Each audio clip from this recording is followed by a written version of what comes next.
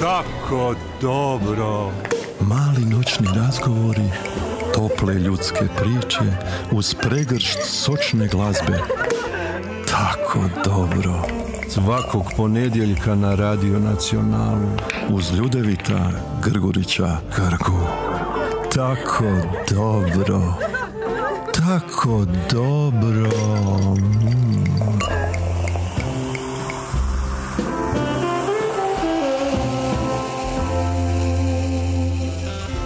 Drage slušateljice i dragi slušatelji, ja sam toliko sretan što će nam večeras biti tako dobro u društvu s gospodinom Brankom Roglićem, vlasnikom Orbico grupe. Gospodine Rogliću, pa dobro mi došli. Bolje vas našao, vas i vaše slušatelji. Ovako, ja ću nešto reći, a vi me ispravite ako griješim. Naime, navodno po najnovijim podacima, vi predstavljate najveću distributersku kompaniju na svijetu. Točno. To nas je proglasio direktor jedne firme ESMA, koji je bio pred jednom mjesec i pol dana u Zagrebu i rekao je, vi niste više najveći distributer u Europi, vi ste sada najveći distributer na svijetu. I onda ste okupili ekipu, svoje sinove i zapjevali mi smo prvaci. Nismo pjevali, ali smo bili jako za to. Još ću reći nekoliko brojčica, vi me slobodno naravno ispravite. Dakle, 10.000 zaposlenih. I 500. 10.500 zaposlenih, 4,72 milijarde prometa. 4,32. 32. Neko me malo uvećao. Dobro, ali to je samo pitanje dana kad ćete vi doći do 4,72 i 17% rasta. Tako je, 17% rasta. Da. Što reći nego kapa dolje. Hvala lijepo. Sad mene zanima u koliko tvrtki, u koliko zemalja gospodin Branko Roglić upravlja iza svog skromnog ureda? U 20 tvrtki, u 20 država, a sad smo preuzimanjem brenda Champion dobili još novih 10 država. Tako da sad nam je to novi jedan izazov. Ušli smo u jedno područje mode koju do sad nismo imali, ali to izazov je to i idemo tamo. I pokazalo se dobrim potezom. Nije se još pokazalo, ja se nadam da će se pokazati. Kad vaš instinkt poslovni nešto osjeti, vi ne ulazite bez veze u neke od poslovnih poteza koje povlačite. Sigurno da smo dobro promislili, nije to bilo jednostavno odluka. Ishitreno nije. Nije jednostavna odluka bila, ali ušli smo u to i nadamo se dobro. Ja ću sad reći nešto što govori o vašoj osobi s ove neke druge strane vaše osobnosti. A to je, gospodine Rogliću, da ste vi u duši ribar. Tako je. Ja tražim svaki slobodan trenutak pobjeći na more i biti sa ribom. I sa udicom ili tunjom, kako mi kažemo Dalmatinci, u ruci. I tada se najbolje opuštam i najbolje sam relaksiran. Jel u tim vremenima kada lovite, bacite tunju i to, jel malo razmišljate o poslu ili nema posla? Kad je tunja u ruci, onda je samo razgovor sa ribom. Kad će zagristi i kad ću ja potegnuti. To je ključ svega. Dakle, koncentracija maksimalna na ribolu. Ali gospodine Roglić, ima još nešto što imam potrebu naglasiti, a to je da ste vi jedna vrlo emotivna osoba. Ima li Dalmatinca koji nije emotivan? Ali naglasit ću da ste posebno vezani uz djetinjstvo, uz djedovinu u Župi Biokovskoj. Tako je. Roglići su inače iz Imotske krajine, točnije iz Imotskog. Tako je. Mi smo, Roglići su Imoćani, postoji jedno malo selo koje se zove Župa Biokovska, koje je prije Drugog svjetskog rata imalo negdje oko 1000 stanovnika, danas ima 30. Ne 30.000, nego 30, slovom i brojem, 30. I ja sam se vratio tamo, obnovio sam imanje i ja sam svaku subotu, moja supruga i ja smo tamo, zajedno sa svojim prijateljima, imamo svoju crkvicu, Gospu Lursku, koja je 48. godine bila srušena, ja sam je 93. obnovio i imamo sad, baš ovih dana, imamo Gospu Lursku koja je sutra, 11. Ali kako sam ja u Zagrebu, tu ćemo ostaviti za subotu, pa ćemo Gospu Lursku, misu za Gospu Lursku i za našega kardinala Stepinca proslaviti u subotu. Ja moram reći da sam s posebnim zadovoljstvom ponovno čitao vašu autobiografiju. Dakle, ono što moram naglasiti, to je činjenica kada sam bio na promociji vaše autobiografije i kada sam od vas dobio na dar autobiografiju, moram naglasiti jedan detalj, a on je vrlo znakovit. Dakle, kada sam otvorio korice te knjige, onda sam ugledao personaliziranu posvetu mojim imenom. Dakle, nisam ja bio jedini koji je to dobio. Vjerojatno na stotine, ali to govori o vama kao osobi. Da, posvetio sam to mojoj majci i moj vijek. Da. Prije no što se dotaknemo tih nekih sjećanja, a na tragu ovoga što smo već apostrofirali, činjenica da su braća Don Stjepan Roglić i Don Nikola Roglić, profesori, bili utemeljitelji knjižnice u Župi koju su uništili Talijani, a ostatke partizani. Tako. Pradjed Ante sagradio je ovo što ste vi sada rekli, dakle kapelicu Gospe Lurdske. I ja sad moram vas pitati, tko je mogao sanjati da će jednoga dana i knjižnicu i kapelicu obnoviti praunuk Branko? Ne znam. Ja mislim da niko nije to mogao predviđati, da ću ja biti u mogućnosti kompletno imanje obnoviti crkvu Gospe Lurdske. I evo sad smo završili vinariju i počeli smo graditi galeriju umjetnina. Galerija umjetnina, to će biti moja ostavština domovini. Majka Danica, tako je. Ona vas je na neki način usmjerila prema slikaru koji vas je zarazio slikarstvom. Antun Gojak. Tako je. Ali ima nešto što ću s velikim užitkom s vama prorazgovarati, jer ovdje neretko puta sa svojim gostima pričam o toj jednoj dimenziji, a sve će biti jasno kada kažem. Iako ima stvari na koje se ne može utjecati, vas je, po vašim riječima, čuvao vaš pokojni stric Stjepan Branko Roglić Čičo. Tako je. On je bio vaš, kako vi kažete, zaštitnik. A nekako mi se tako činjelo kroz život. Imao sam osjećaj da on na mene pazi. Ne znam zašto, ali imao sam takav osjećaj cijeli život. Je li bilo situacija u kojoj ste na toj nekoj duhovnoj razini tražili od njega savjet ili ste dobili od njega znak, jer činjenica je još jedna, a koja se možda manje spominje u javnosti, a to je vaš nadimak, Čičo. Njegov nadimak je to. To je njegov nadimak, ali meni je bilo vrlo dojmljivo i emotivno jako kada sam pročitao kako ste vi došli do tog nadimka. Da, našao sam jednu fotografiju gdje je njegova djevojka napisala mome dragom Čiči. Na svojoj fotografiji koju je poklonila njemu, ja sam tu fotografiju našao poslije njegove smrti, može biti 20 godina, i onda sam shvatio da su meni dali nadimak od moga strica. I ime? Ime normalno je bilo. Ali još i Čiča kao nadimak? Ali nadimak to, da. A do tog nadimka se došlo zahvaljujući tom potpisu, odnosno toj fotografiji na položaju. Ona se zvala Anita Pasinović, mislim da se zvala. Niste imali nikad prigode upoznati? Ne, ni njega ni nju. Didu ste također jako volili? Dide Stipe je bio velika osoba. Bio je krasan čovjek, vrlo pošten, strog, neustrašiv. HSS-ovac, strašan HSS-ovac je bio Dide Stipe.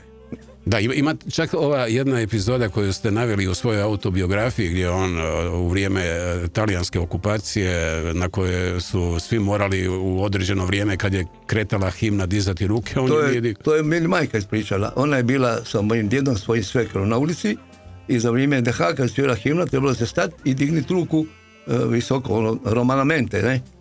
I on nije htio. Onda mu je došao neki ustaša i onda on rekao njemu, šta ti stari ne dižeš ruku, a on njemu rekao, nisam ja majmun. Ali je bio autoritet i nitko se njemu ništa nije bilo. Da, ali moja majka je bila, znate, moja majka je bila iz jedne partizanske obitelji. 2 brata su bila u partizanima moje majke. I prvi sekretar Makarske komunističke partije poslije rata je bio brat od moje majke. Ali sad kad se nekako vraćamo u ta neka vremena, tu se osjeća koliko na neki način politika može zatrovati odnose čak i unutar obitelji. Kod nas nije bilo takvih trvenja u obitelji. Nije bilo. Nismo. Ja sam zadojen i odgojen u duhu Mike Tripala. I sve u životu što sam učinio, činio sam na tragu politike Mike Tripala. I ovu kuću koju sam obnovio u Sinju, koju sam posvetio Miki Tripalu, to sam učinio sa velikim ponosom, jer sam uvjeren da je to najbolja politika koja se pojavila na ovim prostorima u sve ovo vrijeme. Da, toga ćemo se zasigurno i kasnije dotaknuti, ali evo, dotaknuli smo se Stjepana, odnosno Branka Roglića Čiče, koji je također imao neke, rekao bih, možda raskorake ili neka propitkivanja s vašim didom. Da. On je bio više orijentiran desno, a djed i otac su bili strogi Radičevci, odnosno Mačekovci.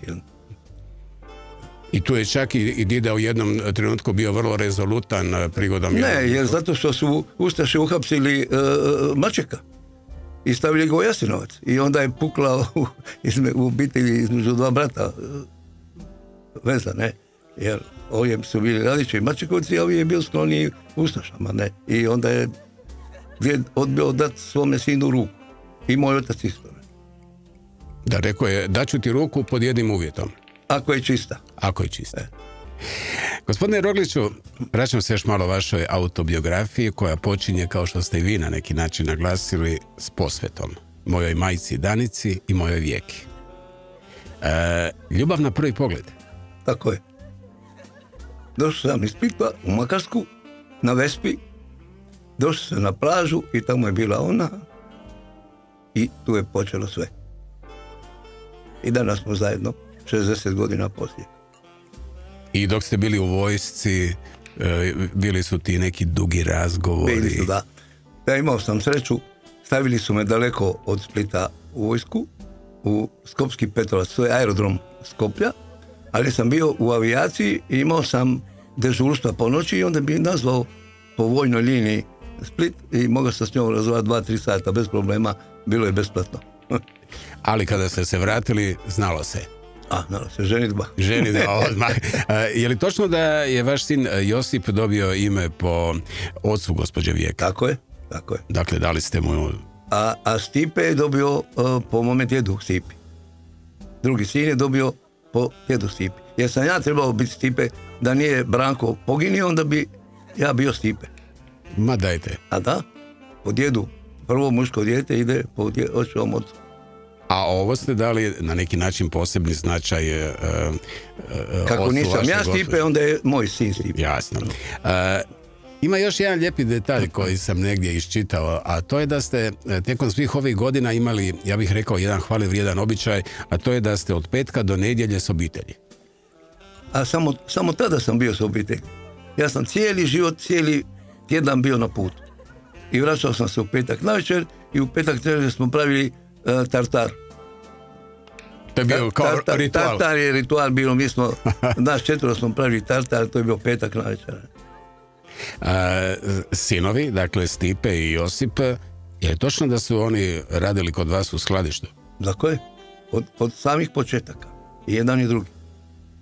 Su radili preko ferija, radili su u skladištu, naravno, studirali su i radili, i vozili Renault 4. U početku? U početku, dok nisu zaradili? Kad smo osnovali Orbiko u Zagrebu, to je bila 98. godina, i onda kad su dobili prvi profit, onda sam rekao izaberite kola, onda su oba dva uzeli isti Audi. Znači nisu se bahatili kao ova zlatna mladež? Ne, to u nas... Dečki su morali odraditi svoje... Bahaćena u našoj obitelji nikad nije bilo, nema ga ni danas. Ali ima, zanimljivo da je još jedna osoba, a ona, ja bih rekao na neki način, vaša desna ruka, vaša tajnica Mirela Lovretić, također radila u skladištu. Oni su, nekoliko djevojaka koji su sad na velikim funkcijama u Orbiku, su počeli svoju karijeru lijepeći etikete na deklaracije na proizvodima. Kao studenti su lijepili deklaracije na proizvodima i onda su uzete, kad su završili studij u Orbiku, i danas su, recimo, šefica financija cijelog Orbika je takva jedna osoba, Mirela je druga osoba, ima 2 sestre Zvonarevićke, koje su isto tako, koje sad sami vrh su Orbika. Gospođa Lovretić je nekih 10 godina s vama.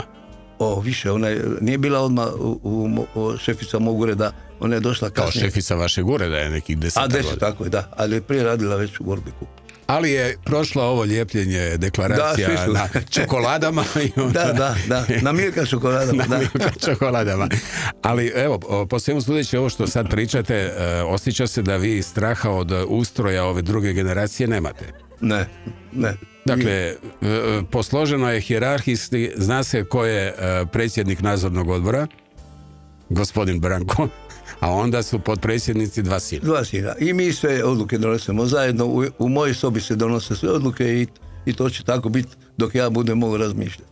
Ali oni aktivno sudjeluju na tržištu, ja sam već malo manje. Razmjenjujete vjerojatno ta neka razmišljanja i na neki način, ajmo reći, kuhate dok ne donesete konačnu odluku.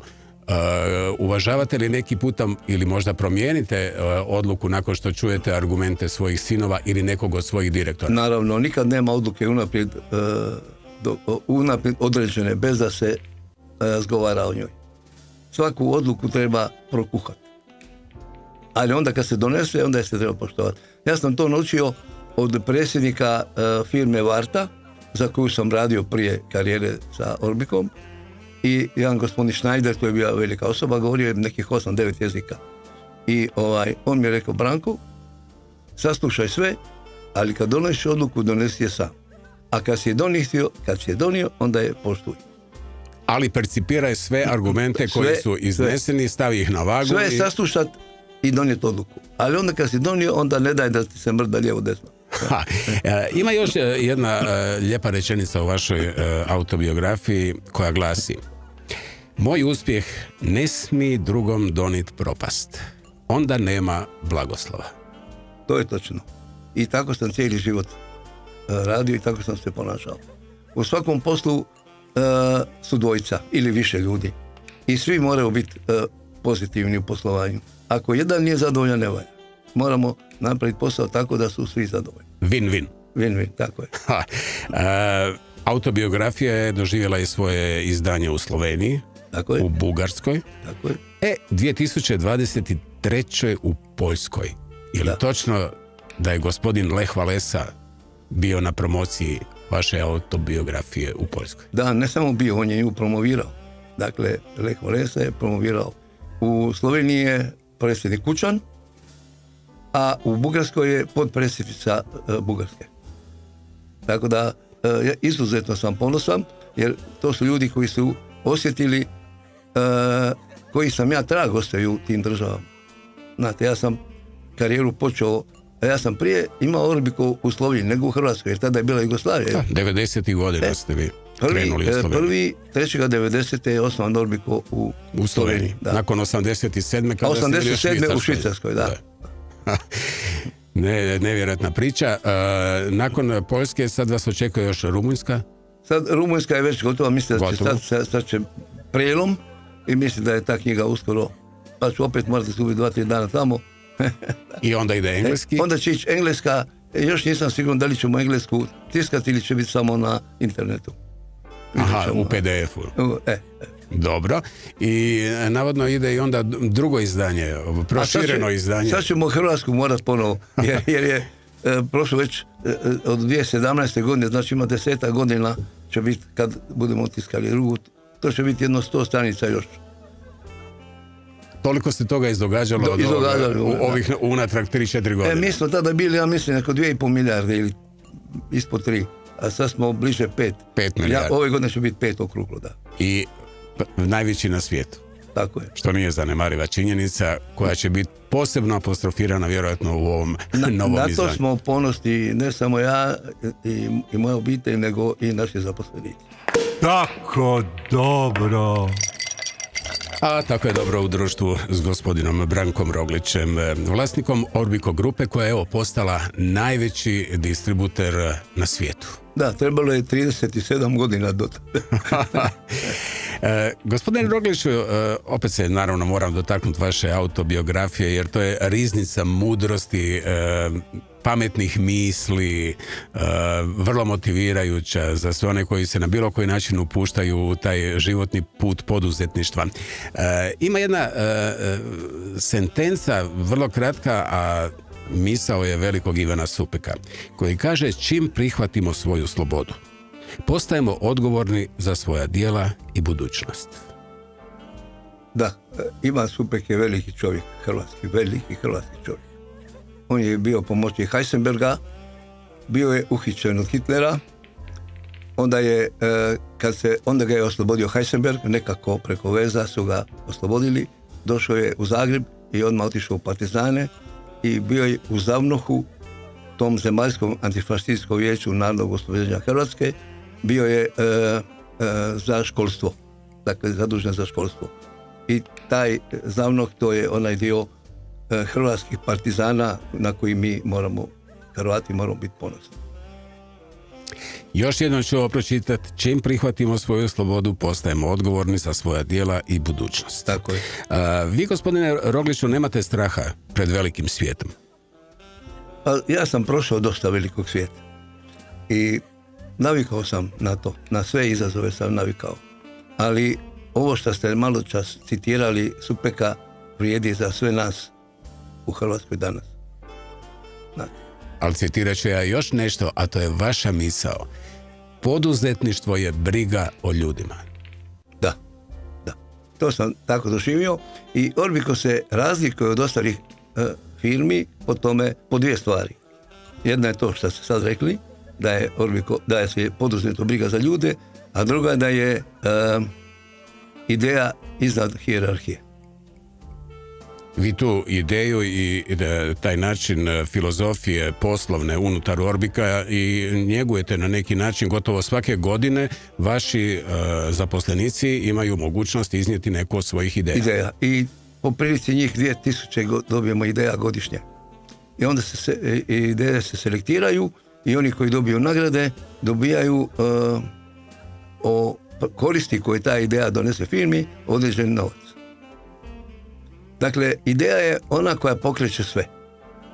To ideja sam ja davno shvatio. Pa ja, na neki način, da. Da nije bilo vaše ideje, ali ćemo se dotaknuti kako i na koji način. Naravno, ne bi danas bilo najveće kompanije na svijetu kad je riječ o distribuciji, a to je Orbico grupa.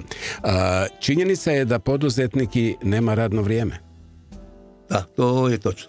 Ne možete vi spavati kad imate 20 poduzeća od 20 država, onda rijetko imate situaciju da ama baš nema nijedan problem u nijednoj državi. To je ne. Ali nekako se čovjek navikne na to i nosimo se s time. Podijelimo odgovornosti na sinove, na menadžere, tako da to se skupa ipak funkcionira. Ne?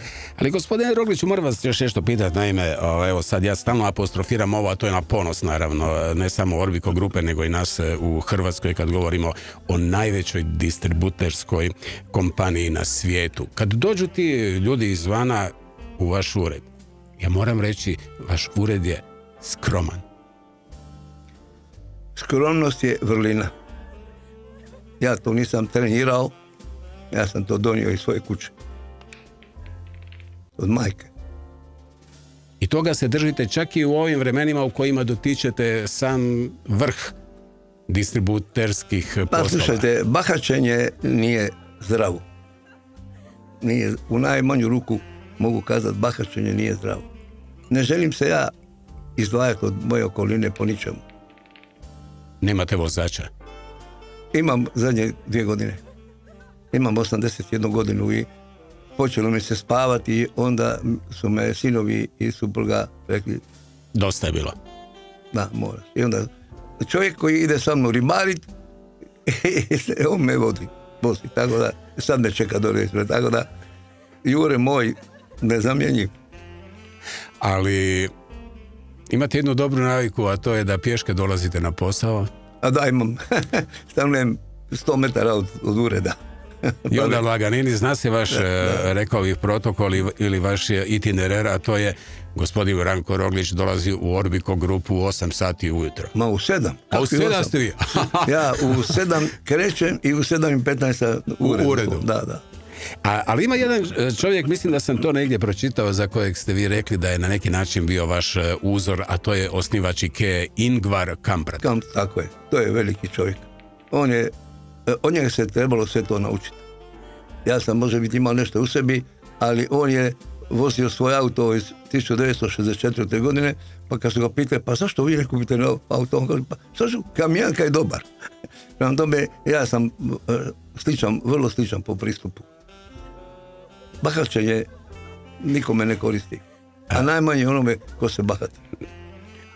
Ima jedna epizoda, sad čisto kao mala digresija vezana uz vašeg velikog uzora Ingvara Kamprada. Dakle, ima IKEA je spoj njegovih inicijala, dakle početnih slova obiteljske farme na kojoj je rođen.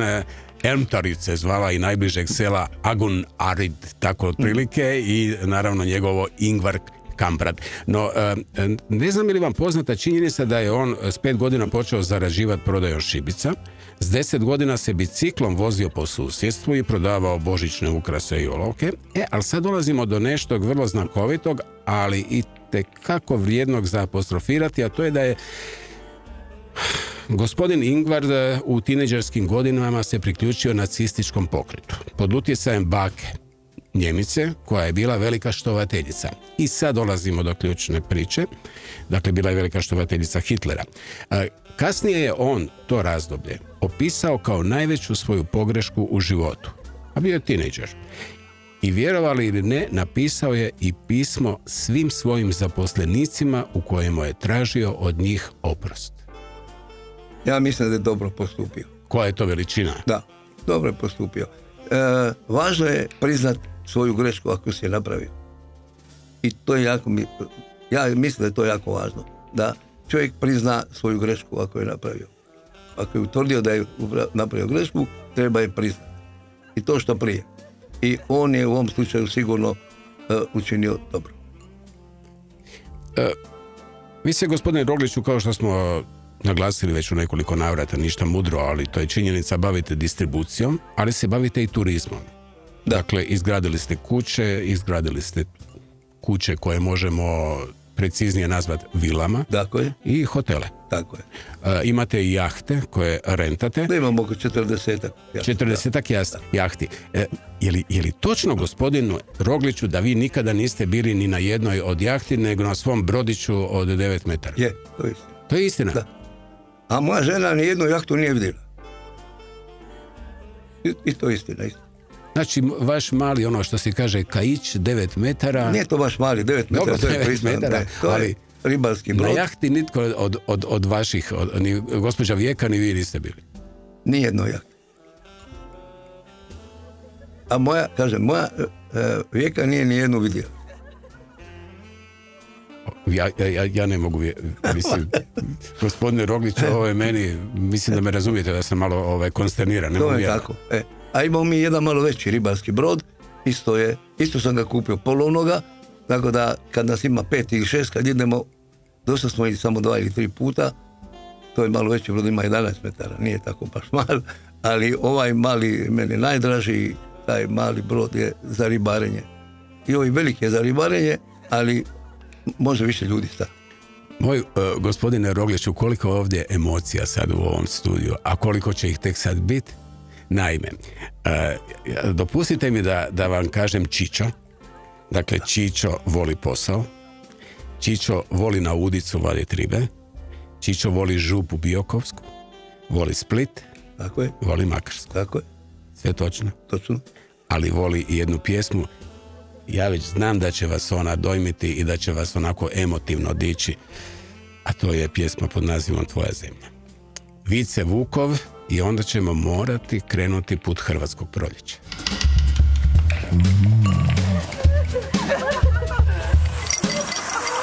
Tako dobro. Tako je dobro u društvu s gospodinom Brankom Roglićem. Da, uvijek me obuzmu emocije kad čujemo u pjesmu. To je na neki način vaša, ja bih rekao, životna himna. Svakako. Vaš suborac, Vice Vukov. Naš. Mi smo proljećari. Dakle, ja sam Mikin čovjek 100%. Tada pripadao čovjeku, Miki i Savki, mi smo svi se zaklinali u njih. To je najljepša i najbolja politika koja se pojavila na ovim prostorima. 71. godine vi ste uzvikivali, što je danas nezamislivo, ali Hajduk, Dinamo, Savka, Tripalo. Tako je. Da. I šta, svi su bili izbačeni iz partije i smijenjeni u poslu? U to vrijeme? Odmah to bilo. Ja sam bio 2 mjeseca u partiji. 1.10. kao mladi komercijalni direktor na valu Hrvatskog proljeća ušao sam u partiju. Kad su me predložili, nije se to moglo odbiti. Ali pogotovo nisam htio odbiti. To je bila partija, to je bila socijalna demokracija. To je već bio prvi korak u socijalnu demokraciju. Mi nismo bili protiv Srba ili po čemu, to su izmišljotine. Mi smo htjeli samo da se konfederalno vežemo i da svaki zaposlenik naših poduzeća i naše države ima rezultate, koristi rezultate svoga rada. I to je bilo sve što smo mi tražili. Ne? Međutim, nas su proglasili ustašama i mene su poslije 2 mjeseca izbacili odmah. Čin je bio Karađorđevo je bilo 1.12. i onda su smijenili Savku, Miku i Haramiju i sve one proljećare i onda su počeli izbacivati nas koji smo primljeni na tom valu Hrvatskog proljeća. I onda su mene izbacili odmah poslije Nove godine. Ja sam bio na 2 sastanka, jednom kad su me primili i drugom kad su me izbacili. Tako je to bilo. A da vam ne pričam kako je išlo to izbacivanje. Izbacili su me sa jednim glasom razlike. Na svu silu. Kao pripetavanje. Ne pričam. Dakle, prvi put kad jedni vas brane, drugi vas napadaju. I onda glasa se i fale 3 glasa. Onda se digne drugi iz komiteta i kaže: drugovi, ali vi niste uzeli u obzir da je drug Branko intelektualac. Trebate ponoviti glasanje. I onda se glasanje ponavlja. I onda opet fali 1 glas. I onda sekretar partije kaže ovome koji sjedi pored njega: a šta ti, Ivo, ne digneš ruku? I onda Ivo stidljivo digne ruku i tako su me izbacili. I sutra vas izbace s posla. Eto, to je komunistička demokracija. Kako oni to zovu, kako se oni to zvali? Imali su oni jedan poseban naziv za tu njihovu demokraciju. Ali činjenica je da, ovo što ste vi rekli, dakle politika Savke Dabčević, Kučar i Mika Tripala, da su recimo oni uspjeli realizirati ono što je i bila ideja, dakle i da se stvorila konfederacija. Ja vjerujem da bi danas svi iz ex-Jugoslavije danas bili u Europskoj uniji. Svi, cijela Jugoslavija bila u Europskoj uniji i niko ne bi bio mrtav. Ne bi bilo rata. Ne bi bilo rata i niko ne bi bio mrtav. Ali kad već govorimo o tim vremenima, a mislim to je na neki način... I svi bi bili države. I sve bi bili europske države, prijateljske, vezane i tako. U konfederaciji. Da. Ali sad smo svi konfederacija u Europi. Ista stvar, razumijete? Ona konfederacija bi se prenijela u Europsku uniju, sve bi bili samostalne države u Europskoj konfederaciji. I gotovo. I ovdje još moram jednom naglasiti ono što ste vi spomenuli tijekom uvodnog dijela razgovora, to je da ste obnovili kuću obitelji Mike Tripala. Dakle, kuća je sada ono što se kaže za ponos grada Sinja. Da. Sada ja moram pitati još jedan detalj, jeste li u toj kući prespavali? Prespavamo kad su Tripalovi dani. Imamo jedan put godišnje Tripalove dane, kada se mi proljećari okupimo u Sinju, napravimo jedan simpozij, pa se malo priča malo o politici, o gospodarstvu i tako dalje. I onda tu večer, prije tog simpozija, moja Vijeka i ja tamo prespavam. Ali ja sad ponovno moram naglasiti nešto što, evo, već gotovo, rekao bih iz emisije u emisiju naglašavam, ali nikad nije zgore to ponoviti kao misao, a to je misao velikog jednog čovjeka, Nila Donalda Walsha, koji je napisao i knjige Razgovori s Bogom, a koji je rekao, i tako počinju njegova predavanja u pravilu, neka svatko onaj tko u svom životu je pomislio da mu je to nešto najgore što mu se dogodilo u životu, vrijeme pokaže da je to nešto najbolje. Na tragu toga ste i vi. Tako je. Da nije bilo ove priče sa Hrvatskim proljećem, da vas nisu izbacili, da niste izgubili posao, vi danas ne bi imali Orbiko.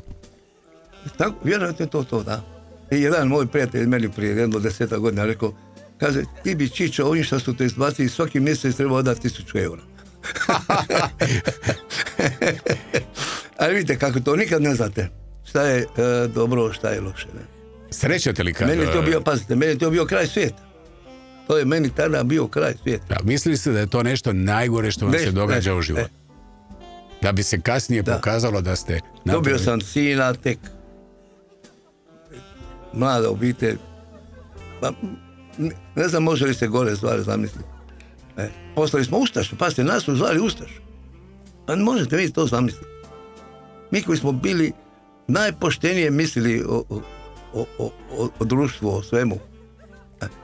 Odmah su nas proglasili Ustašama i postali ste, kako bih rekao, najtraženija osoba koju možete zamisliti. Strašno. Ali onda se vjerojatno pokaže i vaša sredina. Tu se pročisti puno ljudi, rekao bih, u tim teškim situacijama. Tko je pravi prijatelj? Da, imali smo lijepih prijatelja. Da. Imali smo prijatelje koji su dali ostavku. Pave Jakovljev, recimo, bio predsjednik omladine. Niko u Splitu nije od njega tražio ostavku. On je sam rekao, gospodo, ja ne pripadam tamo, ja sam ovdje. Ima krasnih ljudi je bilo tada.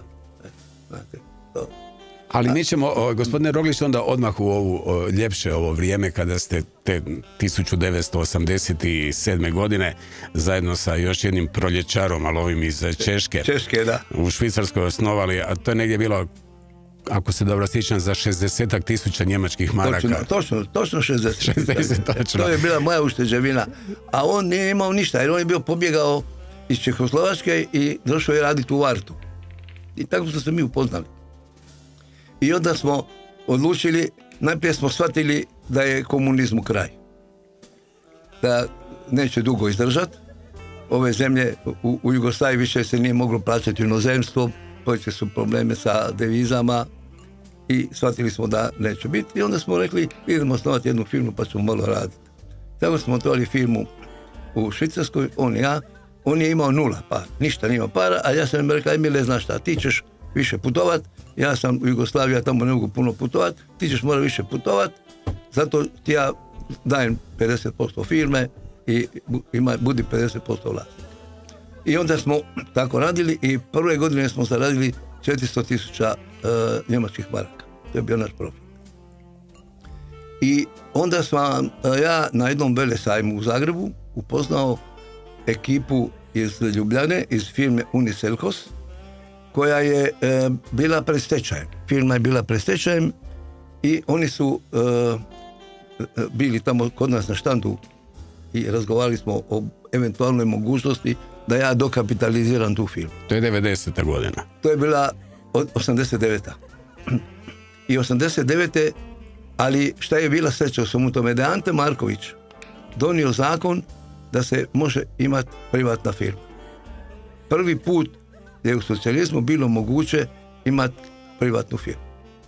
I po tom zakonu sam ja dokapitalizirao taj Uniselkos, pa je prvi Uniselkos bio Uniselkos Orbico i onda je na koncu otpao Uniselkos, ostaje Orbico u Ljubljani i tu smo počeli raditi, interesantno, radili smo LM Betrix, to su kozmetički proizvodi, i Varta baterije. Varta baterije su uvijek vezane za mene, jer sam i prije radio Vartu i danas radim Vartu. Dakle, ja sam dosta vezan za tu Vartu i najviše sam naučio od Varte. Što se tiče poslovnog znanja, to sam naučio jako puno, naročito od ovog predsjednika Varte koji je volio Dalmaciju. Jako volio Dalmaciju, pa je dolazio ljeti tu, pa bi mi se družili, tako da sam od njega jako puno stvari naučio. I onda je 1990. godine ušao P&G i onda je sve ostalo je povijest, rekao bih. Dakle, P&G je kupio našeg principala LM Betrix. Dakle, firmu s kojom smo mi surađivali je kupio Amerikanac, Procter & Gamble. I onda smo mi ni krivi ni dužni, to je pitanje sreće u životu, ne? To je stric. Može biti. ali evo još, prije nego zasviramo još jednu pjesmu na tragu ove kojom smo najavili ovaj dio razgovora vezan uz to hrvatsko proljeće. Ima još jedna stvar koja me zanima, naime, za mnoge oni koji ne znaju, Orbico u stvari na neki način znači na tragu onoga što sam rekao i za vlasnika IKEA, dakle Roglić, Branko i kompanija. I onda bi to bilo Robico, ali onda tko je zaključio da baš to Robico nije? Ja sam zaključio. Vi ste napravili inverziju. Jer mi smo se u međuvremenu, malo kasnije smo se Emil, ja, ovaj moj partner, on nije htio se baviti više trgovinom. On je išao u građevinu. A mi smo bili 89. kupili jednu kuću u Hanoveru od 3 kata, 900 kvadrata. Onda je Orbiko bio mal. Šta smo onda imali nikoga zaposlenog. I onda smo se dogovorili, on ga, neću se ja baviti trgovinom, znaš šta se baviti trgovinom, ja ću se baviti nekretninama. I onda se on uzeo tu kuću, dao je u najam i počeo nešto graditi. A meni je vratio moje dionice od Orbika, tako se ja od 92. i 3. 100% vlasnik ponovo Orbika. Ali kako vam je kliknulo to da napravite tu inverziju prva dva slova? Znači jer Orbiko bi bilo ružno, a Orbiko je puno drugačije. I onda ste rekli Orbiko. Orbiko, da. Sjajno. Kako je gospodin Roglić kao proljećar zamišljao domovinu? Vrlo slično onome kako je sada. Ali puno još na njoj treba raditi. Puno treba još na njoj raditi. Mi smo još malo sirovi. 30 i nešto godina to nije dovoljno u razvoju jedne države. Ali ja se nadam da će to ići u dobrom pravcu. Mora se razvijati još više demokracija. U biznisu se moramo dosta toga naučiti. Pazite, mi 90. godina nismo imali menadžere. Pazite, ko je imao menadžera u socijalizmu? Nije bilo menadžera. A onda su došli ovi menadžeri sa zapada, pa su ušli među nas, pa su počistili dosta toga. A naši se menadžeri tek sad polako stasaju i ja se nadam da će biti sve kroz neko vrijeme. Recimo, Slovenija potpuno se adaptirala na kapitalizam. Slovenija je moj uzor.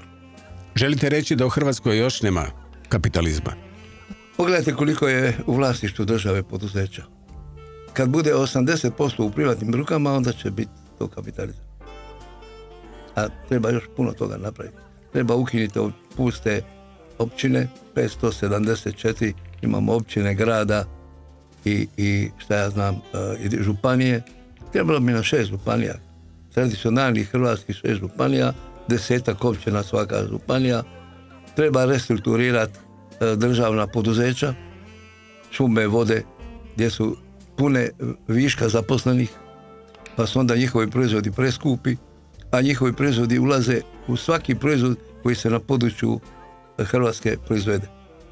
Treba skupi voda, struja, materijal, sve to je skup. Onda treba zakon o radu prilagoditi kapitalizmu, a ne socijalizmu. Još uvijek je zakon o radu socijalistički. Tako da imamo puno još napraviti u domovini da bi ona bila dio Europske unije, da se na nju možemo ponositi. Ali evo, ja se sad pitam, slušajući vas naravno, tko ima te hrabrosti od vladajućih da napravi ove rezove o kojima ste vi sada govorili, a koji su neupitni? Naime, kao što ste rekli, skupa država, policija, vojska, administracija, uz ovu činjenicu da je u Republici Hrvatskoj 1990. godine bilo 20 županija plus grad Zagreb i 555 jedinica lokalne samouprave, dakle 428 općina i 127 gradova, a nekada je bilo 8 županija i 115 općina. Moramo se vratiti na to. Moramo se vratiti. To će napraviti neko ko će riskirati da izgubi izbore. Upravo to. Onaj ko to napravi će izgubiti izbore, ali učinit će dobro domovini. To je vrlo jednostavna stvar. Nema tu puno filozofije. Morat će to neko napraviti. Jer skupa država ruši konkurentnost države. Svakog proizvoda koji se na području Hrvatske proizvede neće biti konkurentan. Nekonkurentni proizvodi se ne mogu prodavati. Ako se ne prodaju proizvodi, onda nemamo novca. Onda nećemo moći plaćati ni našu administraciju, a nećemo moći ni plaćati one ljude koji zbog svojih bolesti ne mogu raditi. I penzioneri. Samo ovo što ste i rekli, ko će biti taj koji će, vožen tom činjenicom koju ste lijepo apostrofirali, staviti na kocku uspjeh na izborima? A neko će se morati naći. Jer nemojmo se zavaravati, ovo sve što smo sada nabrojali i ovo sve što vi itekako dobro znate da je unutar jedne skupe države je tsunami glasača. Oni koji su na neki način, ajmo reći grubo, ali istinito uhljebi. Pa ne možemo sve nekako nazad uhljebi. Svi su, samo tih ljudi ima previše. Jer ima previše tih jedinica, tih općina, županija, previše ima. A sa druge strane moramo uvoziti radnu snagu iz Nepala i iz Filipina. A imamo ljudi kod nas koji sjede u kancelarijama, ne rade ništa. To treba regulirati. Da, to treba regulirati. Tko će i kada, naravno, pokazat će vrijeme i da li će ikada. To je sad isto pitanje. Pazite, produktivnost je problem. Ove cijene, šta imamo sad, vičemo na njih cijene. Skupa država i slaba produktivnost. To su dva osnovna razloga zašto. Jer mi više ne možemo stvarati inflaciju. Mi nemamo, pazite, ne možete štampati novce. Evropa samo ona štampa novac. A štampani novca proizvodi inflaciju. A mi, dakle, ne možemo proizvodi inflaciju. Mi možemo proizvodi inflaciju samo ako neki od ovih ljudi koji proizvode daju ekstra skupe proizvode, bez razloga dižu cijene. Ali ljudi mogu nekad i sa razlogom dizati cijene. Ako je skupa voda, skupa struja, skupa energija, onda vi ne možete svoj proizvod prodati ispod cijene koštanja. To je logično. Ne? I zato moramo, svi skupa se moramo upregnuti da bi suzbili inflaciju i da bi omogućili da se u Hrvatskoj može od plaće pristojno živjeti. Da, recimo, za razliku od ovog što pričamo sada o načinu na koji se upravlja državom, vi ste, gospodine Rogliću, jedan od onih koji vodite politiku dugoročno održivog poduzeća. Tako je. To svaki odgovoran vlasnik vodi takvu politiku. Jer nije problem dati radniku veću plaću, nego treba dati radniku plaću koja će biti danas i za 10 godina i za 20 godina. I u kojem poduzeću će raditi i moj radnik, i njegov sin, i njegov sin. To je zadatak poduzetnika.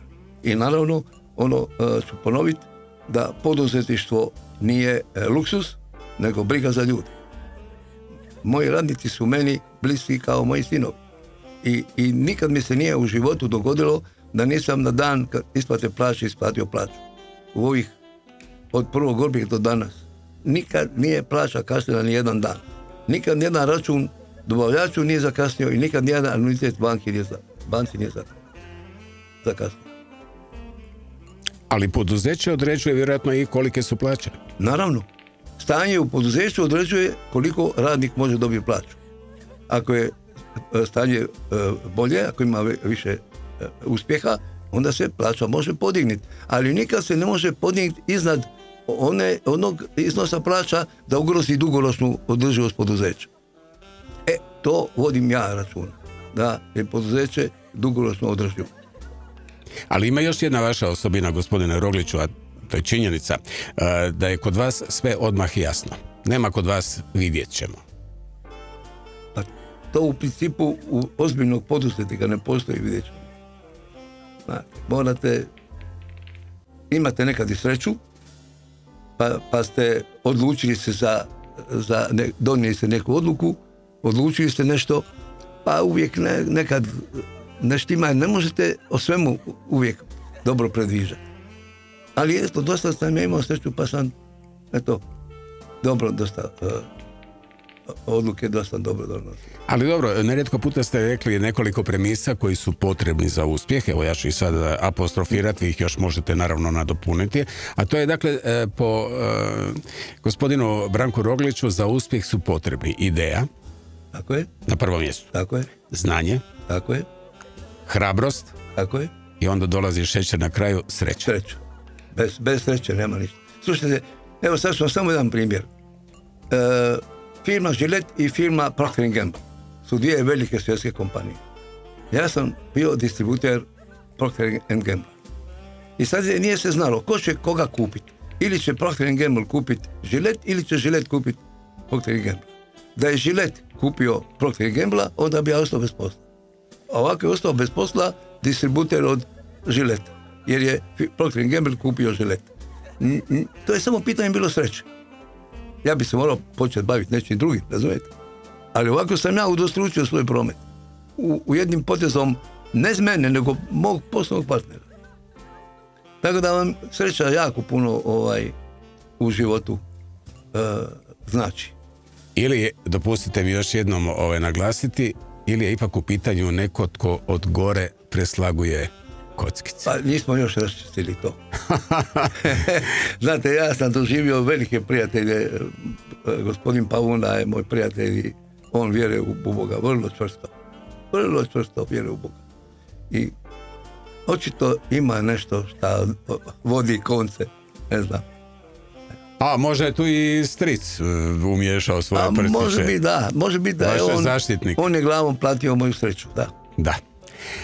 Gospodine Rogliću, kada je biznis u pitanju, nema prijateljstva. Služba je služba, družba je družba. Uvijek se rodi prijateljstvo, znate, u pravom biznisu. Govorim o odnosima unutar posla, nema... Ne, pa to je druga stvar, unutar posla, ne. Da, unutar posla. Da. Tu ste beskompromisni. Slušajte, da bi poduzeće bilo uspješno, onda svi trebamo biti aktivni u svome području. I to onoliko koliko je potrebno da bi poduzeće imalo pozitivan rezultat. Jer poduzeće koje ne stvara višak vrijednosti, dakle koje nema profit, ono ne treba ni državi, ne treba ni vlasniku, ne treba ni radniku. To je jedna temeljna stvar u poslovanju poduzeća. A vi kao, naravno, čelni čovjek odgovarate za svoje ljude? Naravno. Ja odgovaram za rezultat poduzeća. Bez obzira, to je zapovjedna odgovornost. Bez obzira što nas ima 10.500. Ali ja vodim računa kao dirigent u orkestru da to sve zvuči dobro. Iz vjerojatno niza epizoda koje ste doživjeli tijekom ovih 40 i nešto godina vođenja Orbika, ja sam izdvojio dva, ali onako je eklatantna, rekao bih, primjera. Jedan je bio Agrokor, dakle, koji je na neki način bio spašavanje države, možemo to tako reći. Tako je. Ali vas se mnogi sjećaju, a vjerojatno gospodin Todorić posebno, po nečem što se zove prisilna naplata. Pa slušajte, on je već dugo vremena nije plaćao na vrijeme. I bio je dužan 22 milijuna, čini mi se, kuna. I ja sam pratio događanja u njegovoj firmi, kao svaki obziran poduzetnik. Pratio sam šta se događa da bi izbjegao da mi on uzme moj novac. I kad sam ja shvatio, kad su došli neki Meksikanac, došli neki Rusi, i su oni počeli razgovarati oko Agrokora, onda sam ja shvatio da je došlo vrijeme da ja pustim zadužnicu i da uzmem svoj novac. Jer će inače taj novac otići moj nekome drugome. I ja sam pustio zadužnicu i uzeo sam svoj novac. To nije trebalo nikoga iznenaditi, jer zadužnica zato postoji. To je instrument kojim se naplatite ako vam ona ne da i ne želi platiti. I ja sam to pustio i bio sam u pravu, jer oni su poslije 10 ili 15 dana 2 godine se borili za svoj novac, svi njegovi vjerovnici, pa su čak i morali otpisati veliki iznos novca i ugrozili su svoje postojanje. Dakle, sva poduzeća, vjerovnici su stradanjem Agrokora ugrozili svoje poslovanje. Jer gospodin Todorić je napravio poduzeće koje je vrijedilo 20 milijardi, a bilo dužno 56 milijardi. I takva poduzeća ne mogu poslovati, ni postoje. Da. Ja sam štitio svoj novac i svoje radnike. Sad ćemo se dotaknuti još jedne, naravno, epizode koja je aktualna u ovom vremenu posebno, tako rekoći iz dana u dana, to je korupcija. Da. Dakle, vi ste jedan od rijetkih koji ste prijavili korupciju. Jesam. I to razdoblje mi je bilo vrlo teško. Jer su ti lupeži doveli puste advokate, pa su me pokušali ne uhvatiti u laženje, pogli su i imputirati da ja to sam izistio i takve stvari. Ne. Ali na koncu je sve prošlo tako da su oni završili u zatvor simbolično, jedan 10 mjeseci, jedan 6 mjeseci, ali to je jedno iskustvo koje sam učinio ne znam da li bi ponovo to mogao. To sam učinio baš iz ljubavi prema poštenju i dozlogrdilo mi je to. To je bilo na svim kantunima, kako mi kažemo, se pojavila ta korupcija u životu, svugdje oko nas. Još uvijek postoji. Kantuna ko u priči. Ali ipak se zatvaraju. Ipak se ti neki zatvaraju. Pa smo zatvorili premijera, pa smo zatvorili visoke neke dužnosnike, ministre. Pa ide se prema nečemu šta bi ja rekao da je uređena država. Vidite, Slovenci su svoje zatvorili brzo. Više nema tamo ovih tajkuna, to su oni očistili. Možemo li reći, gospodine Rogliću, da su recimo konkretno javna poduzeća leglo korupcije? Između javnih poduzeća i privatnih poduzeća to je problem. Kad bi bila sva privatna poduzeća, onda nema korupcije. Jasno. Razumijete? Onda se ljudi dogovaraju... Ovako, daj ti meni ovo, onda ćeš ti meni vratiti toliko i... Jer onaj koji upravlja javnim poduzećem, to nije njegov. Ne? To nije njegov novac. On daje više, ovaj mu vrati poslije njegov dio i funkcionira. Ne? To je na tragu ovoga što ste vi rekli da bi trebalo sve privatizirati što god je moguće. Tako je. Onda bi nastala korupcija. Trebalo ovako privatizirati sve osim šuma, voda, energetike, tračnica i dalekovoda. I brodskih veza s otocima. Sve bi drugo trebalo ići u privatne ruke. Naravno, vrlo oprezno. Trebalo bi najprije privatizirati ono što je država manjinski vlasnik. Nije 10, 15, 20% vlasnik država, to bi trebalo odmah istog časa privatizirati. Prodati. Naravno, ne bilo kome, nego natječaj, pa ko više plati. I strancima. I strancima, pa da. Slušajte, stranac koji je ozbiljan poslovni čovjek, investira svoj novac u Hrvatsku, to je dobro za Hrvatsku. Investira tu, odnese samo profit, ali plaća porez, plaća radnike. A oni koji je nesposoban, on ne plaća ni radnike, ne plaća ni porez. I uništi poduzeća, uništava državu. Dakle, mi se moramo boriti da nam država bude država niskih poreza, da onaj gospodin stranac koji želi investirati u Hrvatsku uzme papir pa kaže ovoliko me košta materijal, ovoliko me košta rad, ovoliko me košta porez, povuče crtu, imam zaradu. Zarada se računa da je poštena ako se vraća u 5 do 7 godina uloženi novac. To je po prilici poštena zarada. Ne? Neki pričaju o nekakvim ekstra profitima. Ko to ima ekstra profite? Moj profit je oko 1,5%. Na moj promet. Nema tu ekstra profita. Niko danas na svijetu nema ekstra profita. Nema. Mogu se, kad je neko špekulirao na energetici, kad je ona naglo poskupila, tu su se mogli dogoditi neka ekstra profita. Ali u principu teško je danas da neko može ostvariti ekstra profit. Evo možda samo za kraj ovog dijela razgovora na tu temu. Ja se pitam, isplati li se uopće u Hrvatskoj proizvoditi? Isplati se ako imamo resurse, ako imamo sirovine. Ali mi smo sirovine potrošili. Mi u Hrvatskoj možemo investirati u turizam, u drvnu industriju, u poljoprivredu. A poljoprivredu smo spriječili jer nemamo navodnjavanja. Nismo je razvili jer nismo izgradili navodnjavanje. Mi smo trebali u Slavoniji napraviti navodnjavanje i onda bi riješili problem što je Slavonija ostala bez ljudi. Otišli su ljudi tamo gdje mogu zaraditi svoju plaću. A ovako bi mogli u Hrvatskoj, u Slavoniji zaraditi svoju plaću na svojoj zemlji i hraniti ne samo cijelu Hrvatsku, nego i Europu na Jadranskoj obali.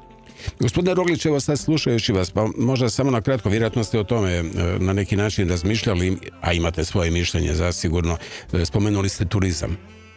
Evo, da ste vi sad ministar turizma, što bi vi sad napravili da mi na neki način postanemo konkurentni na tržištu koje se po svemu sudeći valja, ali ne baš u dobrom smjeru s obzirom na cijene koje imamo u Hrvatskoj u odnosu na države u okruženju, točnije na Mediteranu? Znate, kad bi bio ministar, ja bih nastojao da se šta više turizma privatizira. Da se privatizira. Bili bi jeftiniji. Kad ne bi bilo velikih hotela. Pazio bi recimo da ne gradim hotele sa 5 i 7 zvjezdica. Ja bi ih gradio za 15 godina od danas, ne danas. Danas bi bile 4 zvjezdice.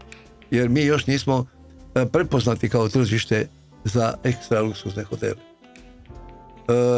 Šta bi još činio?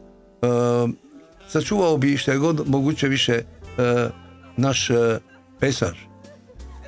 Počeli smo graditi u samo more visoke kuće i narušavamo to. To su napravili Španjolci pa su poslije rušili.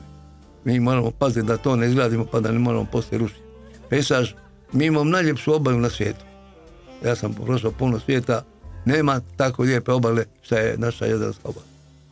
I to je zašto mi možemo imati malo veće cijene. Jer ljudi vole doći ovdje, pa je to dodatni nekako motiv da ljudi dođu kod nas i da plate malo više. Jel? A osim toga smo na geografskom položaju 5 sati 6 od Austrije, od Slovenije, Njemačke, od Austrije 2 sata i Slovenije 2-3 sata do Istre. Tako da imamo izvanredan geografski položaj. Što bi rekli epicentar. A mi smo Europa, Frankfurt, Split je sat i 20 minuta leta. Dakle, mi imamo izvanredne uvjete za razvoj turizma.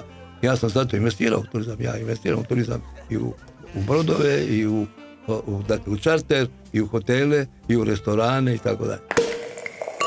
Tako dobro. I kao što smo i obećali, sada ćemo malo o nečem sasvim drugom. A to je senzibilitet za umjetnost koju ste razvili još, kao što smo imali prigode prorazgovarati, u djetinjstvu. Da. Majka Danica, Antun Gojak, slikar koji vas je zarazio slikarstvom. Gospodine Rogliću, evo, čisto na prvo, onako da ste vi, kojim slučaju slikar, vi sigurno ne bi bili iz Hlebina, naivac. Pa ne, ja nemam ništa. Na ove osobine koje imate u poslu. Nemam ništa protiv naivne umjetnosti, nemam ništa, ali država mi je moderna umjetnost. Naravno.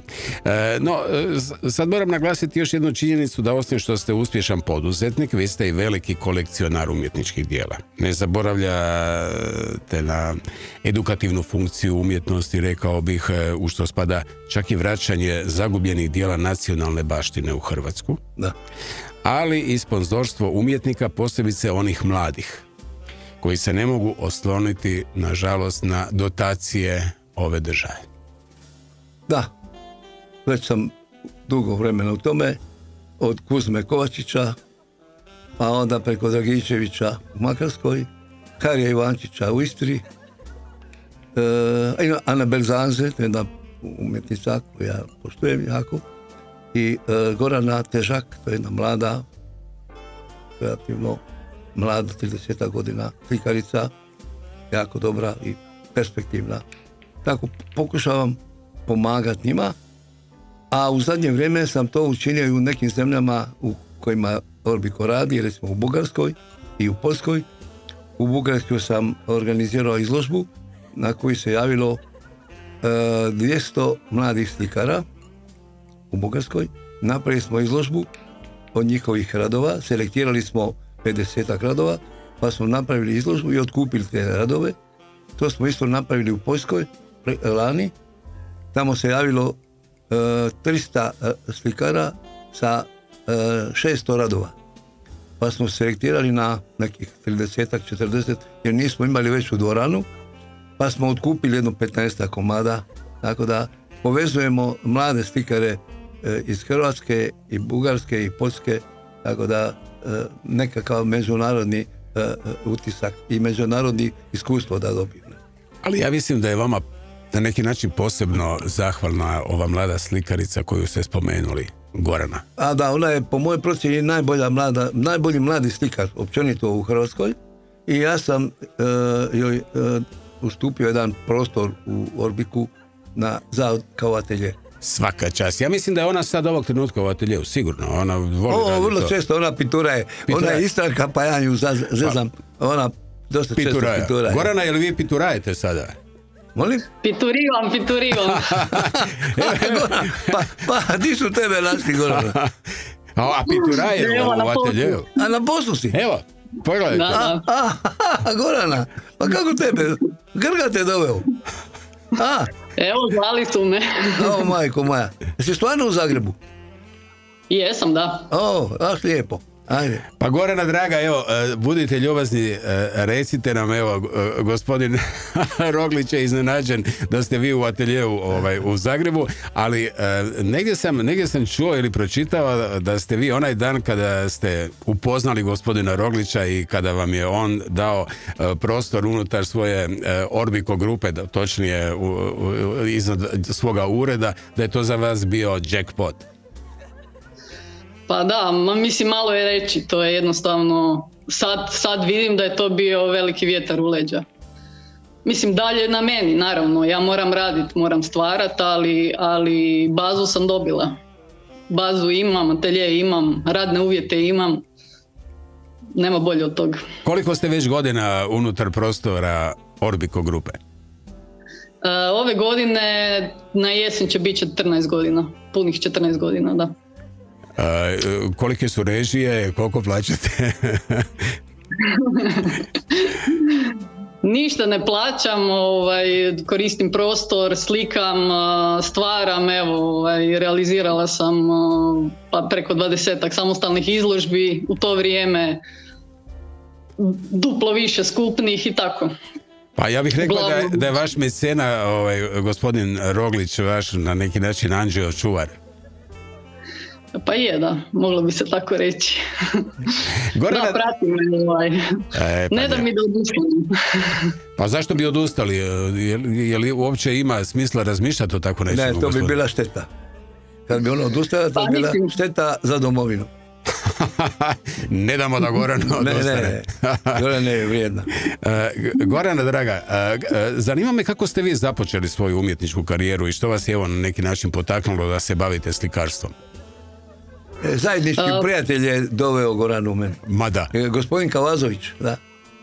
Da, a mislim ja sam od uvijek nekako znala da bi se htjela baviti umjetnosti jer me to crtanje i slikanje me izuzetno interesiralo i onda me sve više i više počelo interesirati. Upisala sam akademiju u Zagrebu koju sam završila i na jesen nas je zajednički prijatelj upoznao, Robert Kavazović, zvao me, ja sam se vratila u Pulu, naravno to je bilo 2011. kad je država bila u krizi, mislim ne samo naša država nego svijet je bio u krizi nakon one financijske situacije. I da, ljudi su ostajali bez posla, ja sam dobila atelje u centru Zagreba, mislim, nevjerojatno. Dakle, točnije unutar kompleksa u kojem se nalazi i ured gospodina Branka Roglića. Da. Vrlo blizu, vrlo blizu. Vrlo blizu. Susjedna zgrada. Budite ljubazni, Gorana, što biste vi evo na prvo onako savjetovali svojim kolegama, mladim umjetnicima koji tek na neki način započinju svoj put u svijetu umjetnosti, jer ne znam, mislim da postoji neka poražavajuća statistika od broja onih koji završe akademiju kao što ste i vi završili akademiju, koliko se njih nastavi baviti tim poslom, dakle profesionalno slikarstvom, odnosno koliko njih nije u mogućnosti egzistencijalno živjeti od onoga što su studirali tijekom tih godina? Pa, poručila bi im da ne odustanu, jer mislim, niko nije umjetnik zato što, šta ja znam, on to nekako, to je poziv. To jednostavno ili imaš ili nemaš u sebi. Ako normalno ne možeš živjeti bez toga, onda moraš nešto i raditi, ali poanta je ne odustati. Iz moje recimo generacije pa dvoje nas još uvijek slika, ali mislim da živi od umjetnosti, da im je to isključivo primarni posao, da ne moraju još nešto drugo raditi uz to. Navratili s vremena na vrijeme gospodin Roglić u atelje da vidi što Gorana lijepoga slika? Kako ne, kako ne. Volim naša druženja u ateljeu, uvijek su inspirativna. Pa gospodine Roglić, ovaj više nego tako dobro. Pa evo tako je, da se mladi umjetnici mogu razvijati, a da ja tu mogu pomoći. I vi ćete uz Goranu biti njen suport dok god treba? Pa svakako, ne samo Gorani. Sad mi imamo tamo plan u Kotorašu graditi neke nove zgrade, čekamo sad papire i ja ću napraviti 5 ili 6 ateljeja gdje ćemo, naravno Gorana će preseliti u novi, a ovi drugi će dobiti još neki svoje atelje. Gorana, što kažete na ovo? Ovo vam je bilo već poznata, ova ideja o gradnji ateljeja, odnosno tih prostora u kojoj ćete na neki način ući vaše kolege? Već neko vrijeme se šuška o tome, tako da veselimo se svi. Evo, sad Gorana ostaje samo još na kraju javno se zahvaliti naravno gospodinu Rogliću u ime naravno svih vaših kolega koji će dobiti novi dom, a i vjerojatno vaše osobno. Naravno, hvala dragi gospodine Branko, obilježili ste mi život, evo. Hvala tebi, Gorana. Kad netko dotakne, stara je poznata filozofija, nečiji život na način na koji je to sad rekla Gorana, njegova životna misija je već ispunjena, a vi ste dotaknuli na 1000 života. Ali ja sam jako zadovoljan ako smo dobili još jednu umjetnicu u hrvatskoj kulturi. Vi ste prepoznali, a dobili smo je sigurno, svojim iskustvom i svojim okom, jer vi imate to sam negdje, a vi me ispravite, imao prigode čuti kad ste rekli, vi kad dođete pred neku sliku, ako se vi naježite, tako to je to. Ja tako biram slike. Ja tako biram slike. I tako se vi naježite kad dođete kod... Pa ima i nekoliko, ima sigurno nekoliko stvari koji sam se naježio. Znači, Ježić je žurak i to je to.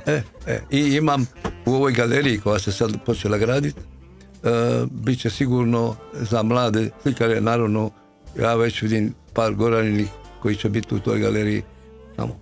Ima neke genijalnih stvari.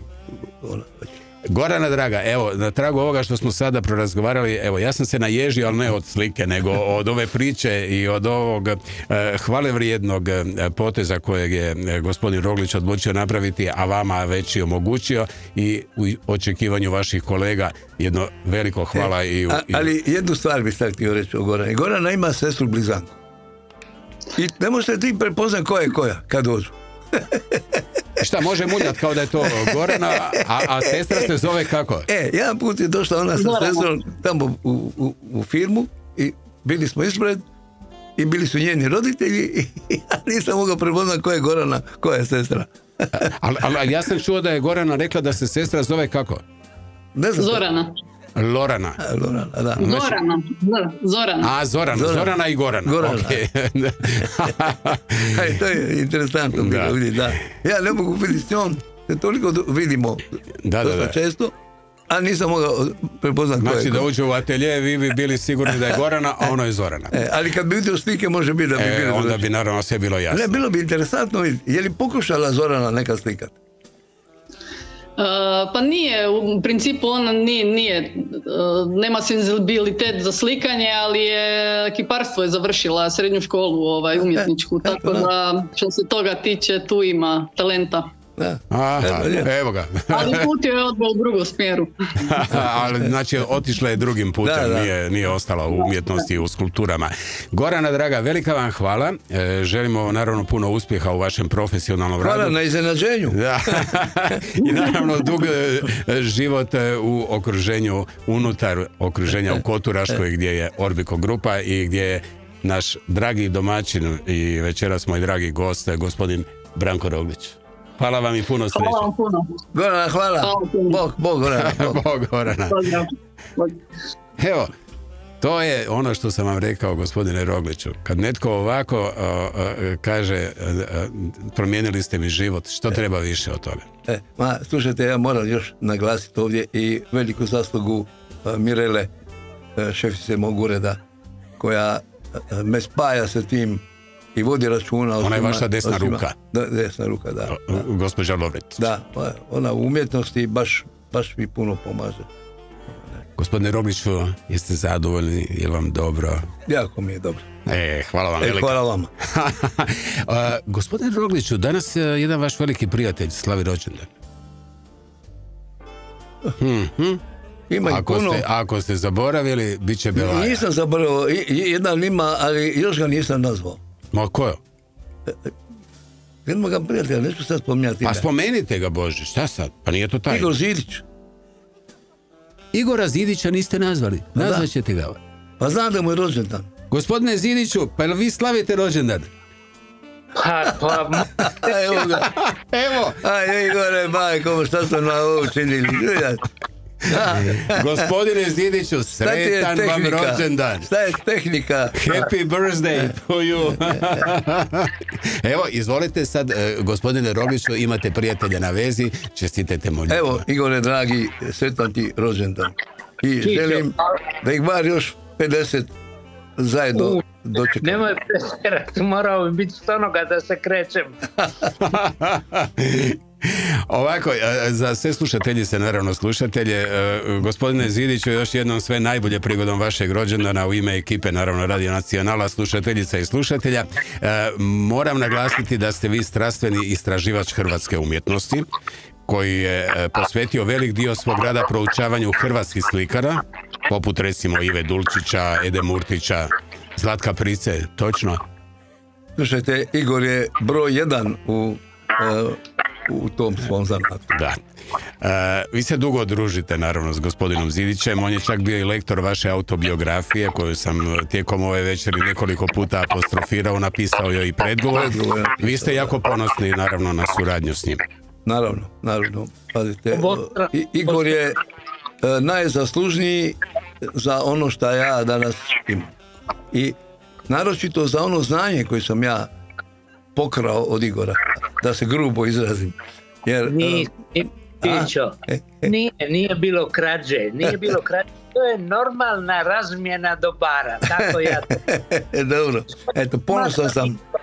Ja sam ponosan na naše prijateljstvo. Ako ga zaključamo, ako ga skrijemo, ako ga nekome predamo, onda je to bilo znanje i onda je to korisno. A nastojim, evo, koliko mogu biti koristan u društvu u kojem živim.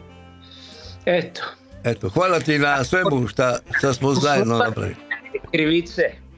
Oslobađamo te krivice i rado ti priznajemo da si svojom znatiželjom prije svega potakao da ti pokažem neke stvari koje ja znam, ali istovremeno i da od tebe što naučim, jel? I to je moguće. Ne znam. To je čovjek otvoren i nema nekih zlih interesa, nego samo probitka u spoznavanju, razumijevanju pojava društva, postupaka i tako dalje. Ako nije, oprostite gospodine Zidiću, ako nije tajna gospodine Rogliću, koliko vaša kolekcija slika je izražena recimo u brojkama? 850 po prilici. 850 slika. I 100-tinjak skulptura. Mislim da je jednom prigodom gospodin Zidić rekao da vaša zbirka nije samo vaš imaginarni muzej, nego i dio vaše osobnosti.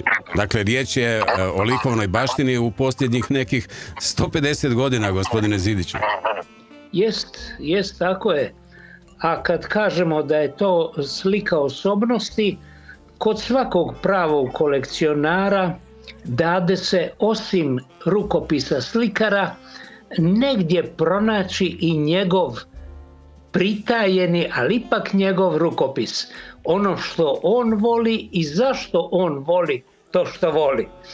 To su tajne kolekcija pravih ljudi, pravih ljubitelja umjetnosti, a istovremeno nezatomljivi dio njegovoga ja, jeli? On ne može uzeti nešto što mu se ne sviđa jer je to, kao neko rekao da je to dobro. To nije dosta. I svakom čovjeku koji skuplja slike ili želi ili ima 2 slike, nije važno. Ali svakom takvom čovjeku sam rekao prije svega, osim vrijednosti koju morate naučiti raspoznavati ili barem se potruditi u tome, postoji još nešto. Slika vam se mora sviđati. Ne možete gledati cijelog života u nešto što vas iritira, što vam nije drago. Zašto? Kad postoje one slike koje bi vam mogle biti bliske, drage, nešto vam otkrivati.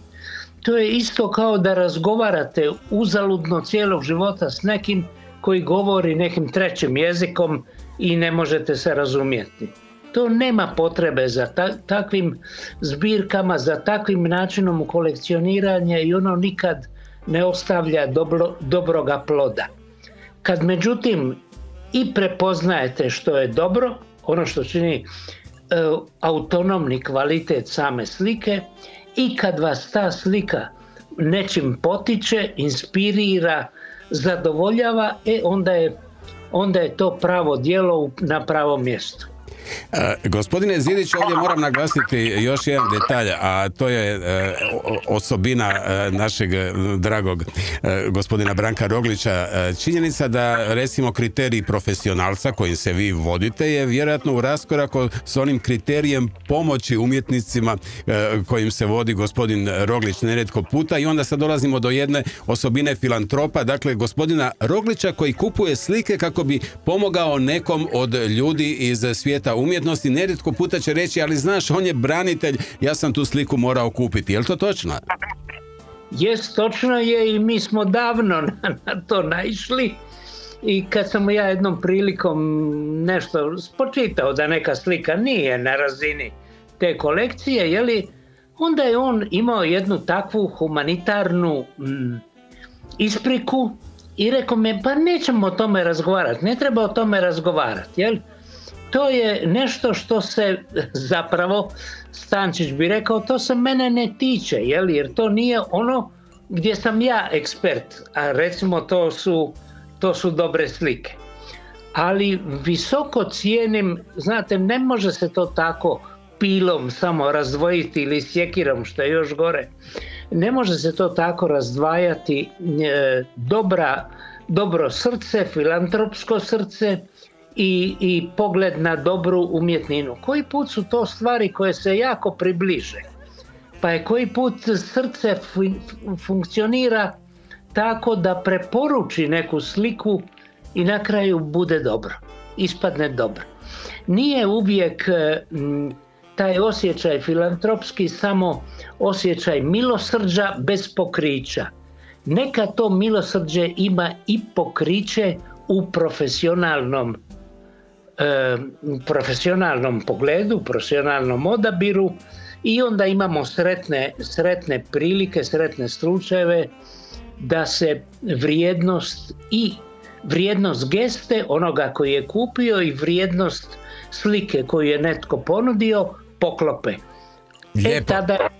Tada je to prava fešta. Imali smo prilike kad je general Gotovina bio u bijegu, pa smo iza njega kupovali slike. Da. Naravno. Ali evo, gospodine Zidiću, za kraj, vrijeme nam leti, a ugodno je naravno u društvu s vama. Samo još jedno pitanjce i odgovor. Slike, kao što je nerijetko puta i gospodin Roglić spomenuo tijekom večerašnje emisije, pripadaju Hrvatskoj. Gdje tih 800 slika, gdje ih zbrinuti? Razmišljali se o tome? Igor ili ja? Da čujemo što kaže, evo, vaš prijatelj, stručnjak Igor Zidić. Ali najprije ću ja dvije riječi. Naime, ovih dana se počela gradi galerija. Igor je informiran o tome. Igor će biti glavni konzultant oko te galerije. Galerija se u Župi Biokovskoj, dakle u mjestu odakle potječe moja obitelj. Oprostite, ovo je ekskluzivna vijest za slušatelje Radio Nacional. Ovo je prvi put da se to daje. I 930 kvadrata, selektirane su već neke slike. U nju će stati po prilici 330 do 350 slika i 100-tinjak skulptura. Ne mogu sve stati u galeriju, ali će biti sigurno najbolje, a to će garantirati Igorovo oko. Ja bih tome dodao ovo. Naravno da nisam se mogao brinuti za krov nad tim slikama, to je Čičina briga, odnosno gospodina Roglića, da to je njegova briga, a moja će briga biti da od onoga svega što je skupljeno učinimo jedan dobar izbor koji će biti, recimo tako, dio prvoga stalnog postava, ali bit će i nekoliko, sigurno mora biti i nekoliko desetaka dijela koja će povremeno ući umjesto nečeg drugog i tako dalje. Galerija mora živjeti. Kad napravite prvi postav, to nikad ne smije biti i zadnji postav galerije, jer ste onda napravili Tutankamonovu grobnicu, u kojoj će to stajati i 100 godina samo se brisati prašina s toga. Međutim, gospodin Roglić ima tako lijepu kolekciju i tako dobru kolekciju da će moći pojedine slike u pojedinom vremenu, trenutku, neke obljetnice slikarske, nekoga važnog događaja i tako dalje, pojedine slike zamijeniti koje tog trenutka nisu u središtu pozornosti, zamijeniti nekom drugom slikom. Pa će nešto iz stalnog postava preći u spremište, iz spremišta se dići gore, tako zbirka cirkulira. Piše i pokazuje da ima više od recimo 100-tinjak slika. Jel? To je nešto što je neophodno za dug i dobar život zbirke. A ono što nas čini posebno zajedno ponosnima, to je da će biti možda jedan vrlo lijepi muzej u možda najmanjem dosad muzejskom mjestu u Hrvatskoj. Lijepo. Gospodine Zidiću, velika hvala. Na neki način smo vas oteli iz vašeg, vjerujem, veselog društva, iz vaše slavljeničke atmosfere. Hvala vam u ime svih slušateljica i slušatelja Radio Nacionala, a vjerujem i gospodina Branka Roglića, a i u moje osobno ime još jednom sretan vam rođendan i hvala na ovom javljanju. Sretan rođendan, Igor, hvala. I vama svako dobro želim. Svima. Lijep pozdrav, Bog. Evo, još jedno iznenađenje, gospodine Rogliću. Kako ste uspjeli ovo sve gospodin Igor Zidić. I još prije no što zasviramo još jednu pjesmu, a imamo još jedan mali detaljčić koji ću s vama prorazgovarati jer mi je izuzetno dragocjen, a to je, jesu li umjetnine isto na neki način jedan, ajmo reći, siguran kapital za ulaganje i financijsku stabilnost? Pa to je sigurno jedna važan element za čuvanje novca. Znači, borba protiv inflacije na neki način, ulaganje u prava umjetnička djela koja s vremenom dobivaju na svoje vrijednosti i za očekivati je da će u nekim boljim vremenima se to moći kapitalizirati. To je najbolje uložen novac je u slike. Čuli ste što je rekao gospodin Branko Roglić, vlasnik ali u dobre slike. Morate paziti. Jedna od njih je i Gorana. Gorana je svakako. To, molim vas, Gorana je ako svakako. hoćete... I Hari Ivančić je dobar. I Dragičević je dobar. Svi su ovi koji sam odabrao su dobri. Ovo će izaći na podcastu i lijepo ćemo onda svi moći onako zapisati ova imena koja ste rekli i naravno... Pa, neka ljudi kupuju. Gorana, pa onda od Gorane se ide do Dragičevića, pa se ide do Harija Ivančića, a da ne govorimo o Kuzme Kovačiću koji je već velika zvijezda. I onda je novac siguran u odbrani od inflacije. Ne, tako je. Tako dobro. Uz Ljudevita Grgurića Grgu. Usprkos izazovima uzrokovanim ratom u Ukrajini, Orbico grupa ostala je posvećena svom poslovanju na tom tržištu. Tako je. Preuzeli smo najvećeg distributera pred par mjeseci, najvećeg distributera u Ukrajini. Sav se zove, Sav. I sad se zove Sav Orbico. Sav-Orbico. I to ima jedno 300 milijuna eura prometa, ima oko 1000 zaposlenih, novih. I sad ćemo raditi na tom tržištu koje je još uvijek nerazvijeno. To je tržište baš za distributera. Jer još nemate lanaca, to će tek doći za koju godinu, ali mi ćemo onda biti tamo i mi ćemo sudjelovati u izgradnji tog tržišta. Prijateljstvo između Hrvatske i Ukrajine je ogromno. Ja ga osjećam, moramo pomoći toj zemlji. Oni su nas priznali onda kad ni sami još nisu bili priznali. Potpuno. Tako da moramo to poštovati cijenu. I naravno logično da i mi budemo uz njih sada kada je njima naravno, mi teško. Smo dio Europe, mi smo dio Europske unije i mi smo ugroženi isto kao što su i oni ugroženi ovakvim postupcima Putina. Ali ja tu još moram naglasiti nešto što po ne znam koji puta zorno pokazuje kolika je širina vaše duše, dobrote, humanosti, a to je činjenica da ste svojim radnicima u Ukrajini ponudili financiranje troškova preseljenja. Oni su to svi odbili. Jesmo. Ali ste im unaprijed isplatili 2 plaće. Jesmo. Kako bi mogli što? Kako bi mogli preživjeti to ratno stanje. To je bilo u momentu kad su ih napali, kad ih je Putin napao na početku agresije, dali smo odmah ljudima 2 plaće. I nije zgorega još spomenuti da ste im ponudili, dakle njima i njihovim obiteljima, mogućnost organizacije i plaćanja. Nisu htjeli otići van. Nisu radnici nas. Iako ste im ponudili i tu opciju. Jesu. Što su rekli ljudi kad su dobili 2 plaće, kad su shvatili da je iznad njih, evo kao što je rekla sada i Gorana, jedan dobar čovjek koji itekako znači u životu? To je samo dio onoga što ja uvijek govorim, da poduzetništvo nije luksus, nego briga za ljude.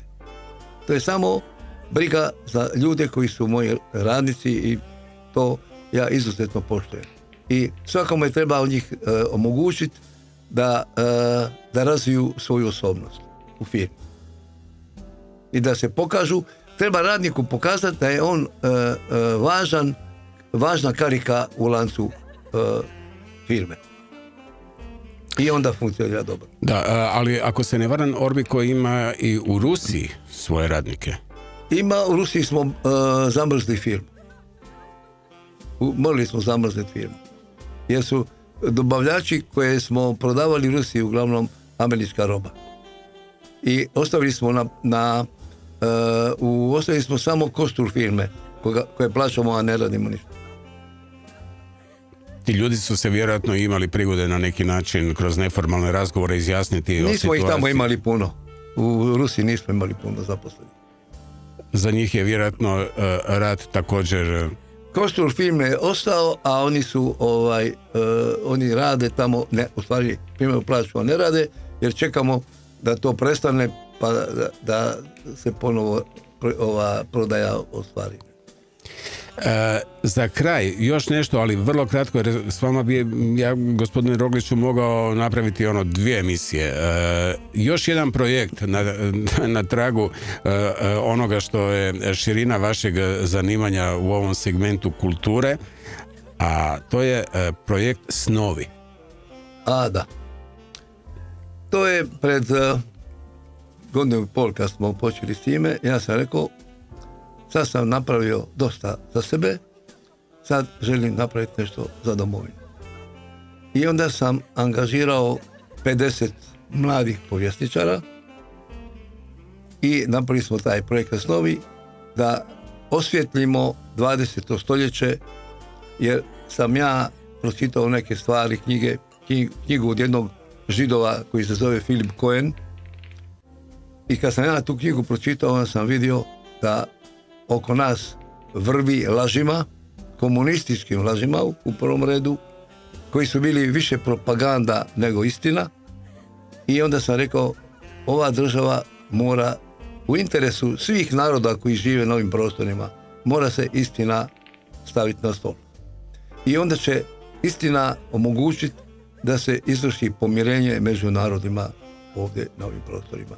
I mislim da ide to u dobrom pravcu i da ćemo to dobiti.